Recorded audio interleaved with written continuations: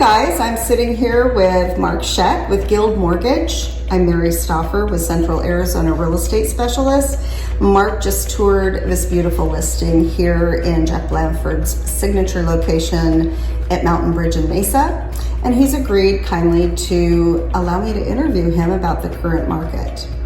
Mark, we've worked together, 30 years now? At least, yep. And I think we share similar principles in that honesty, integrity, and putting the client first is what's most important. Absolutely. Why have we continued to work together that long? I think it's pretty obvious, at least for me it is. You approach the business in a very professional manner. You're always looking out for what is best for your clients, and that's how I operate as well, as I'm always looking out for what's best for the client. And so there's just a natural synergy that you and I have, which makes it extremely enjoyable to work together. Well, I couldn't have said it better, because that's how I feel about you. Honesty is an integrity. It's my biggest deal. That's most important to me. Right. So Mark, let's talk about everybody's favorite subject, interest rates. Interest rates have been all over the place. We finally had an adjustment last month, first since last year. We actually saw rates go up a couple times right after that reduction. If I'm a buyer, what can I do to accomplish my goals to make sure that I have the buying power to go and purchase what I want to purchase and get the interest rate I'm looking for? Absolutely, and I'm glad you brought that up, Mary, because this comes up a lot. I get this question probably almost daily. And what we all have to start to understand is when the Federal Reserve either raises rates or lowers rates, that has a direct impact on short term, because basically what the Federal Reserve is doing is they are setting a rate that they're lending to the banks on an overnight basis. Okay. So very short term. It also has a direct impact on what the prime rate does. So anybody who has a home equity line of credit or certain credit cards, business loans that are tied to prime, when you see the Federal Reserve reduce by a quarter or increase by a quarter, the very next day their rate is adjusting. Okay. Long-term rates, 30-year fixed rate mortgages, they look at what the Fed is doing. It definitely has some influence over it, but they're more concerned with things that are going on with regards to inflation and things of that sort. That's why, in my opinion, the last couple of years it's been very difficult to get rates down. Even if the Federal Reserve was cutting more aggressively, it still would be difficult because inflation has been a little extra sticky this time around. And unemployment's been higher. Unemployment is starting to climb, and that's another thing that will, have some impact. So, as a buyer, and if you're not quite ready at this moment, those are the things you want to be watching. You want to be watching is inflation coming down? And how you can tell if inflation is coming down is what are you paying for gas, right? So watch the price at the gas pump. As that comes down, more times than not, interest rates are coming down a little bit. Okay. The other thing that you can watch is the unemployment number. If that starts to rise, those are the things that are going to have a more direct impact on the long-term rates. Okay. So what do you do today if you're a buyer and you want to pull the trigger? I don't think you necessarily wait. There are ways, especially in today's market, where we can sometimes negotiate seller concessions. Those seller concessions can be used to cover your closing costs, maybe buy down the rate a little bit.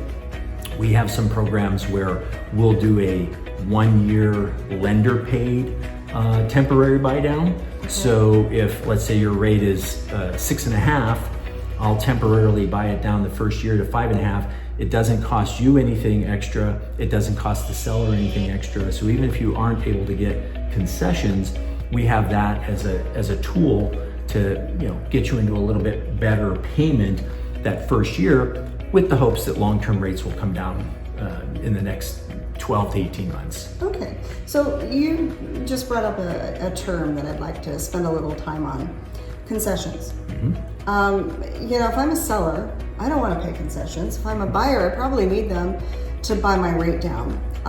Sellers always have a bottom line number in mind. Buyers have a bottom line number that they're willing to pay and how much cash they have to work with. Can you fill me in and fill our viewers in a little bit on how concessions work and how is best effective to use them? Well, absolutely. So first and foremost, with regards to concessions, it has to be used towards the buyer's closing costs, prepaids, things of that nature, which would include, buying down the rate. So that money all has to go towards that. You cannot have, a $5,000 concession and the buyer, get that money back or that cash back. It can't exceed your closing costs. Correct. Okay. Correct. So that's first and foremost. Secondly, what I would say as far as sellers not wanting to pay it and buyers needing them, etc., I guess it depends on what's going on with the seller, because the way the seller needs to look at it, or at least this is how I feel they should look at it, is if they are selling their home, there's a pretty good chance they're then buying another home. So they will maybe have to give a little bit when they're selling and get a little bit when they purchase. Okay. So they have to, kind of go in with that mindset that they're not really giving up anything when they're selling. Now, where that obviously doesn't work is if they're selling and then not buying something, So obviously that will be a little bit different. But what I see more times than not is the seller is, selling a home to buy another one, even if it's like a new build. And trust me, new builds are giving lots of incentives out these days. So if I am a seller and I have a bottom line dollar amount that I have to have, I mean, that is the number, and I can accomplish that a couple of different ways. I can get an offer for that with no concessions. And if a buyer comes along and offers what I want, that's perfect. That's the best scenario.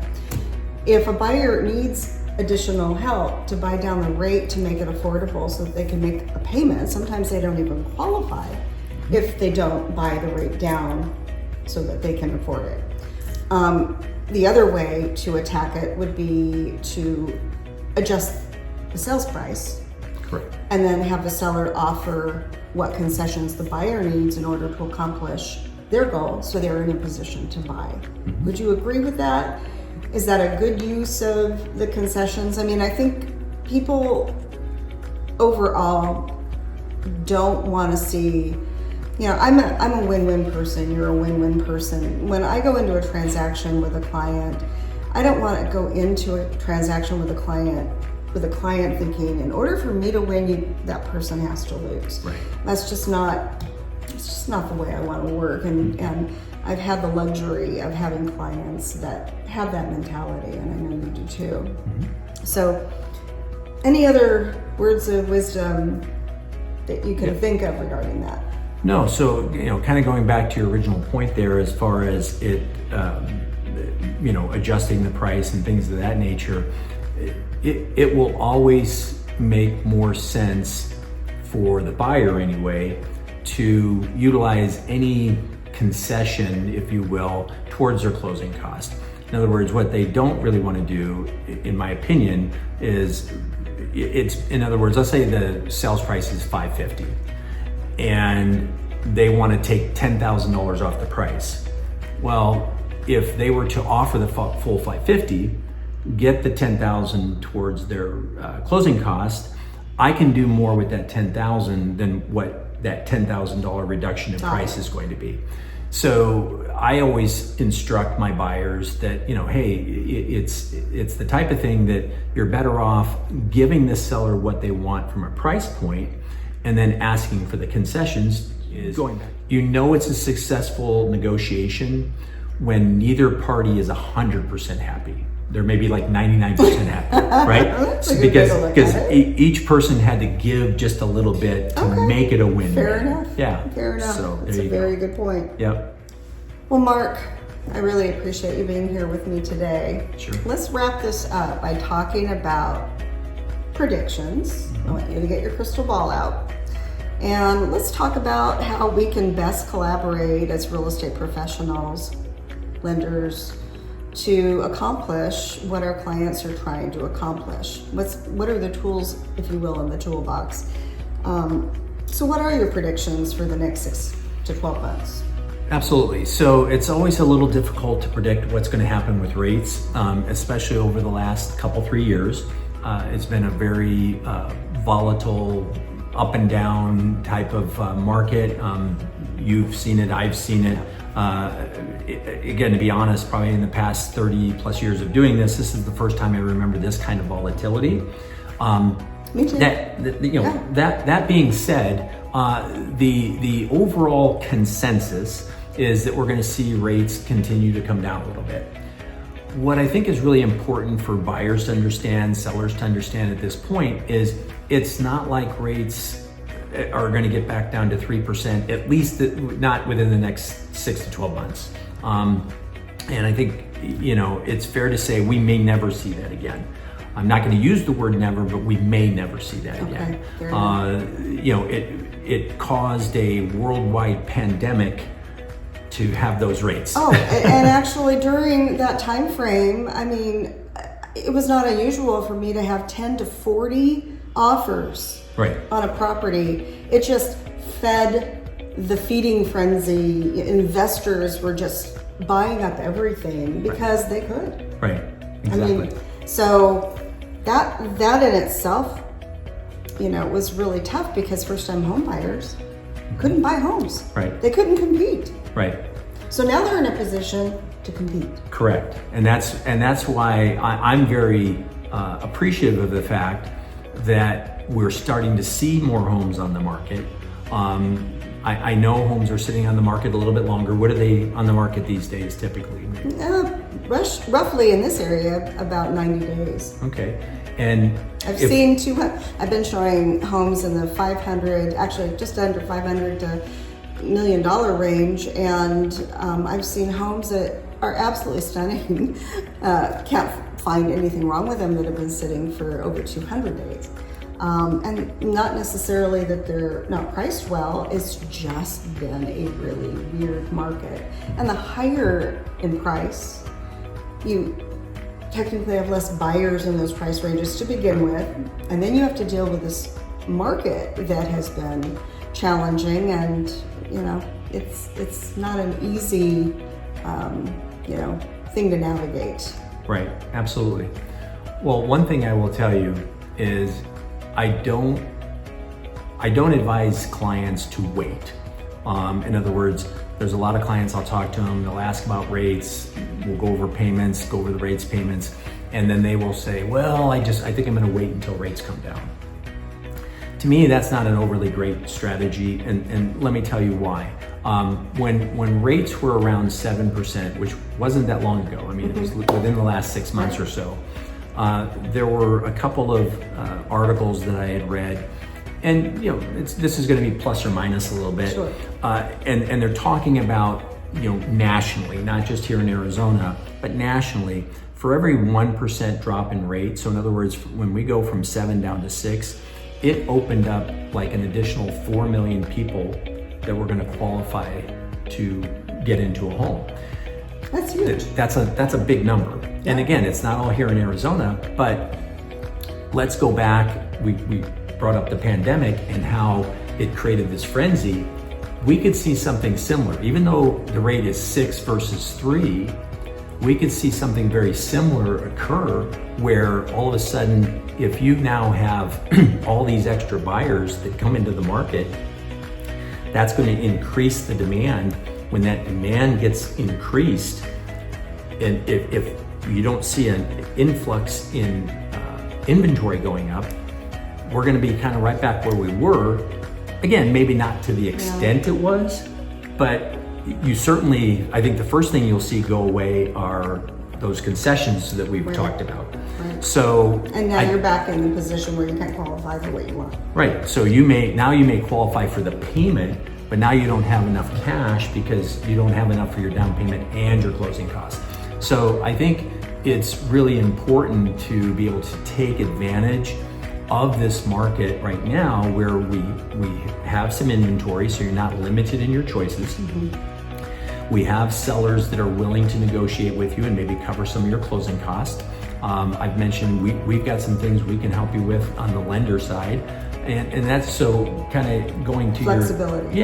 kind of going to the point of covering, like, how can we work together? That's how we work together. We educate everyone out there and get them to understand what we're really looking at here. Again, sitting and waiting for rates to come down or home prices to come down, I just think in the long run, that's not necessarily the best strategy.